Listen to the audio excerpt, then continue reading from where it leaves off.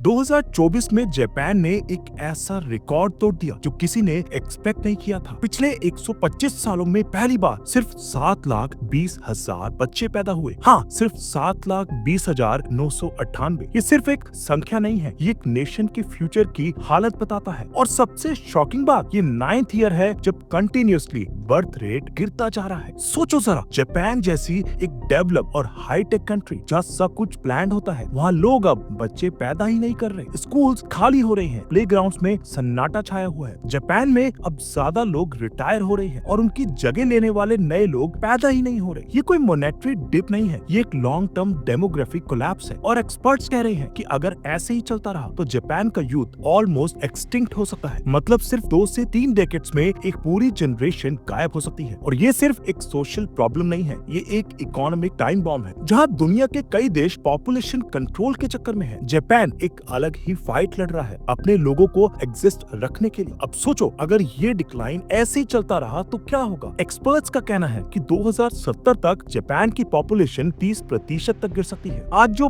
12 करोड़ के आसपास पॉपुलेशन है, वो गिर के सिर्फ 8.7 करोड़ रह जाएगी। और सबसे बड़ा झटका, उस वक्त हर 10 में से 4 लोग 65 साल से ऊपर के होंगे। इसका मतलब है एक ऐसी कंट्री जिसमें जवान काम करने वाले लोग होने चाहिए, वहाँ मेजॉरिटी सीनियर सिटीजन्स होंगे। पेंशन सिस्टम पे pressure, health care system overload और इकोनॉमी स्लो, एक तरह से समाज का बैलेंस ही हिल जाएगा। जरा सोचिए, 2070 में ऑफिसेज में काम करने वाले यंग प्रोफेशनल्स की जगह सीनियर सिटीजन्स दिखेंगे और फैक्ट्रीज में मशीन्स तो चलेंगी लेकिन चलाने वाला आदमी दिखाई नहीं देगा। ये प्रेडिक्शन सिर्फ एक वार्निंग नहीं है, ये एक मिरर है जिसमें जापान अपना फ्यूचर देख सकता है। और वो फ्यूचर ज्यादा होपफुल नहीं लगता। जापान जैसा देश जो कभी एशिया का पावर हाउस था, वो अगर ऐसे ही चलता रहा तो सिर्फ टेक्नोलॉजी का म्यूजियम बन के रह जाएगा। जिंदा लोग कम, यादें ज्यादा। जापान के बड़े शहरों का ग्लैमर तो सबने देखा है, टोक्यो के ब्लिंकिंग लाइट्स, ओसाका की बुलेट ट्रेन्स। लेकिन अगर आप जापान के रूरल एरियाज में जाएं तो एक अलग ही दुनिया मिलेगी, एक खाली और सुनसान दुनिया। ऐसे कई गांव हैं जहां लोग रहना छोड़ चुके हैं, स्कूल बंद हो चुके हैं, हॉस्पिटल्स में डॉक्टर नहीं और हर तरफ बस खाली घर। एक गांव का नाम है नेग्रो। यहाँ ज्यादा लोग नहीं, ज्यादा स्केयर क्रॉस हैं। हाँ, सही सुना आपने, इंसानों की जगह पपेट्स बैठे हैं स्कूल क्लासरूम्स में, बस स्टॉप्स पे और फार्म्स पे। और ये कोई आर्ट प्रोजेक्ट नहीं, ये जापान का सच है। लोग शहरों की तरफ माइग्रेट कर गए हैं बेटर जॉब्स और फैसिलिटीज के लिए। गांव पीछे रह गए लिटरली। गवर्नमेंट ने कोशिश की इन एरियाज को रिवाइव करने की, टूरिज्म से लेके सब्सिडी तक, लेकिन जब बचपन की आवाजें ही ना हो तो रिवाइवल सिर्फ कागजी सपना बन जाता है। रूरल जापान का ये गोस्ट टाउन बन जाने का ट्रेंड सिर्फ हार्ट ब्रेकिंग नहीं,